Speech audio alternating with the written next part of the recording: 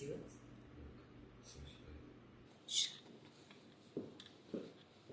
Айверик ондай рұқсат болса.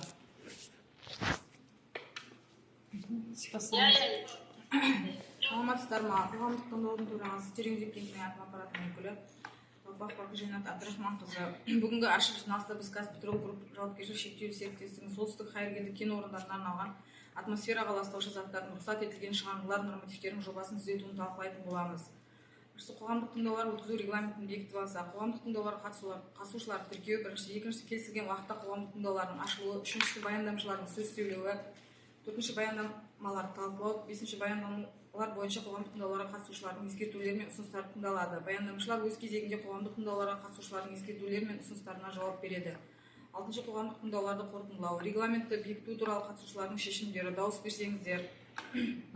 Қарсы емессіздер ғой. Ендігі кезекте ұсыныстарыңыз болса, көпшілік дауыспен хатшыны таңдап жіберейік. Жүсіпова Гүлназды таңдаса қарсы емессіздер ма? Қоғамдық тыңдауды ашық деп жариялаймын. Саламатсыздар, құрметті қоғамдық тыңдауға қатысушылар, менің есімім Жүсіпова Гүлназ. Бүгінгі тақырыптың мәселесі Қазпетрол Групп жауапкершілігі шектеулі серіктестігінің солтүстік хайыркелді кен орындарында арналған атмосфералық ластаушы заттардың рұқсат етілген шығарындылар нормативтерінің жобасын түзету. Оған қоса қоршаған ортаны қорғау бөлімдері, қалдықтарды бақылау бағдарламасы, өндірістік экологиялық бақылау бағдарламасы, қоршаған ортаны қорғау іс-шаралар жоспары. Бүгінгі ашық жиналыста солтүстік хайыркелді кен орны Қызылорда облысы Сырдария ауданында көрсетілген. Сырдария ауданында орналасқан. Облыс орталығы Қызылорда қаласы шамамен 150 шақырым қашықтықта орналасқан.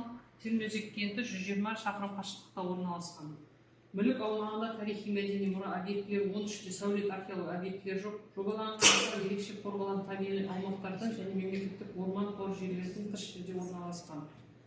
Қоршаған ортаға әсеріне келетін болсақ, атмосфералық ауа әсеріне келетін болсақ, алдын ала есептеулер бойынша солтүстік хайыркелді кен орнын пайдалану кезінде ауаны ластайтын 100 көздер анықталды. Оның 10-і ұйымдасқан, 90 ұйымдаспаған көздер болып табылады. Атмосфералық шығарылатын ластаушы заттардың жылдық мөлшері 25,6 тоннаны құрап отыр. Пайдалану кезінде ластаушы заттардың шығарындылардың көздерінің көнгіштіктерін ағып кетуін болдырмауға мүмкіндік беретін реттеу клапандары және фланцтер қосылыстардың маңғыстау шаралары және пештердің газ жүйесін тазалау, сүзгі элементтерін жуу және ауыстыру іс-шаралары қарастырылған. Осы іс-шаралар нәтижесінде жылдық экологиялық әсері 13,3 тоннаны құрап отыр. Сонымен қатар осы жоба аясында солтүстік хайыркелді кен орнында пайдалану ұңғымаларын бұрғылау жобасы қарастырылған. Оның жалпы шығарындылардың мөлшері 255,2 тоннаны құрап отыр. Атмосфералық ауадағы зиян заттардың жер деңгейінің концентрациясын есептеу нәтижесіне сүйене отырып, ауаны ластану тек объектінің аумағында болады. Және ауданның экологиялық жағдайына айтарлықтай үлес қоспайды деген қорытынды жасауға болады.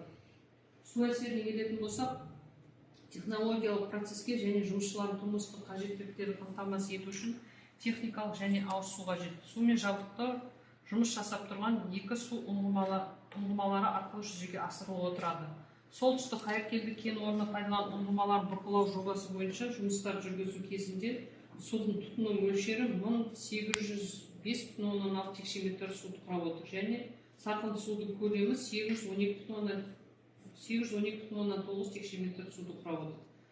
Алынған ағынды сулар хайыркелді кен орны орналасқан биологиялық тоғанға тасымалданады. Өндірістік және тұтыну қалдықтарына келетін болсақ, солтүстік хайыркелді кен орны жұмыс орындау барысында қалдықтардың түрлерін атап өтсек, қатты тұрмыстық қалдықтар, майланған шүберектер, қалдық майлар, люминесценттік лампалар, тайылмаған бөшкелер, электродтардың қалдықтары, мұнайланған шламдар, қара металл сынықтары, жалпы қалдықтардың саны 192,44 тоннаны құрап отыр. Солтүстік хайыркелді кен орнын пайдалану ұңғымаларын бұрғылау барысында жұмыс жобасынан 1741,5 тонна қалдықты құрап отыр. Қалдықтар жиналуына қарай қауіптілік сынауына сәйкес қалдықтардың әрбір тобына арналған контейнерлерге жиналады және келісімшарт негізінде қалдықтарды қайта өңдеу лицензиясы бар мекемелерге беріліп отырады. Апаттардың ықтималдығы технологиялық нұсқаулықтарға сәйкес көзделіп отырған қызмет объектісін пайдалану авариялық шығарындылар мүмкіндігін болдырмайды. Жобада қоршаған ортаға антропогендік әсерді азайтуға мүмкіндік беретін бірқатар шаралар қарастырылған. Осы шаралар ескерген жағдайда қоршаған ортаға айтарлықтай әсер ету көзделмейді. Осымен баяндамам аяқталды. Сұрақтарыңыз бар болса, қойып соларды талқылап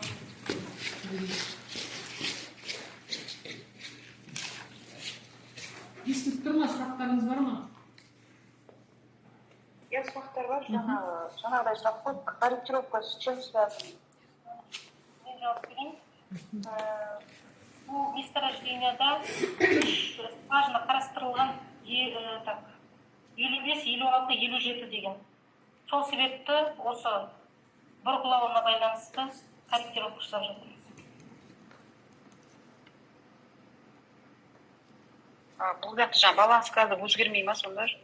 Южный сияқты? Бұл жерде де программаны өзгерткізіп жатыр. Министерство дәл южный хайркелді сияқты тоже екіге бөлінген. Бүкіл газ еш өзгеріссіз. Сосын проекты строительства қосылып жатыр, иә? Проектное строительство именно жаңағы 3 скважина ғой. На бурение. Жаңа басқа номер скважина айттыңыз, мен жақта 52, 53, 55. Жобада қате кетті. Алдыңғы номерация қалып қойыпты. Бірінші жарты жылдықта 52, 53, 54 деген скважиналар қарастырылғандығын, олар қазір бұрғыланып болды. Енді осы корректировканың шеңберінде 55, 56, 57 деген скважиналар бұрғыланады.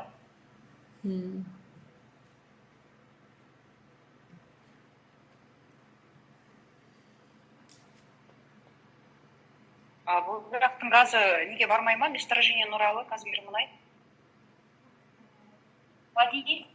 Бұл жерде де бүкіл бізде деген кольцевой ғой, барлығы южный хайркелдіге барып жиналады. Және жаңа қосылатын скважиналар сразу обвязка жасалып, газының, мұнайының барлығы прямой ДНС 3 арқылы южный хайркелдіге пункт подготовки нефтиға жіберіледі.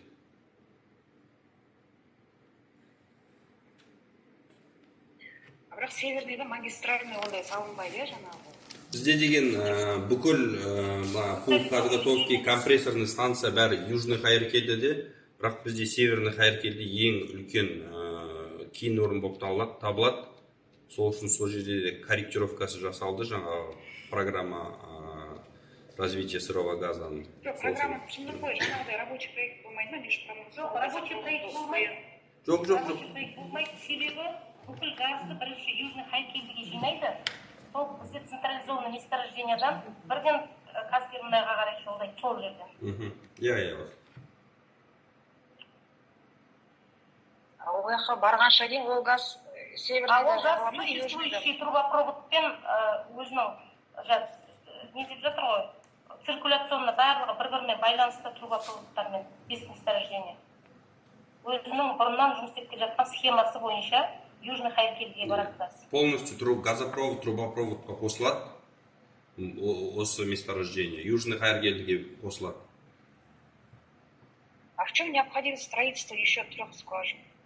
Газ көбейіп жатыр ма? Жоқ, скважиналар бурить етейін деп жатыр.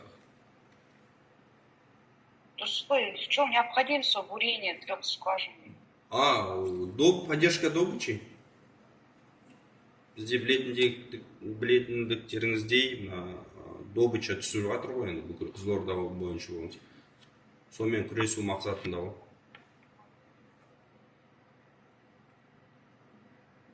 Проект бойынша басқа сұрақ жоқ, нәтижесімен береді сараптама. Экопорталда болды ма сұрақтар? Жоқ, болған жоқ. 2 жоба бойынша да болған жоқ. Иә. Басқа сұрағым жоқ. Басқа сұрақтар жоқ болса? Жоқ қой,